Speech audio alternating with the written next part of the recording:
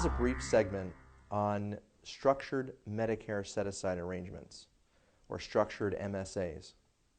A structured MSA is very simply a Medicare set-aside arrangement that is funded in part with a structured settlement annuity. I think the idea of a Medicare set-aside arrangement is on most people's radars these days that are in the settlement profession as well as settlement industry stakeholders. But the key thing I want to just emphasize today is what kind of leverage do people have when they do a Medicare set-aside arrangement in using structured settlements. When you do a Medicare set-aside arrangement, it is a device that's used to help responsible parties.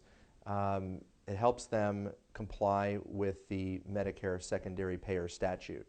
If you have to do an MSA, or if you elect to do an MSA, you have a couple of choices.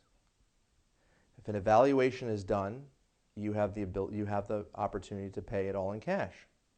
But that's going to end up costing a fair amount of money.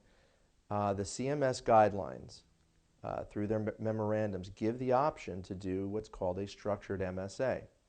A structured MSA simply after an assessment is done of the person's long-term needs that will be covered by Medicare related to the particular injury, then you can take the first 2 years of expenses and pay them in cash, and the rest are divided over the person's life expectancy, and you come up with an annual payout.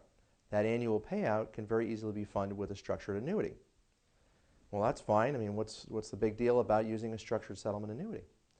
Well, using rated ages, which we've covered in another segment, a rated age being an assessment that that person has a shorter than normal life expectancy, can actually reduce the cost of that MSA. You get a discount just by using a structured settlement, but you get a further discount if the person has a shorter than normal life expectancy. So it's critical that if you are in a situation where an MSA is being considered, that you get medicals to your settlement consultant, who can then get rated ages, can price out an annuity, and using substandard underwriting on a structured MSA, it will reduce the cost of the MSA.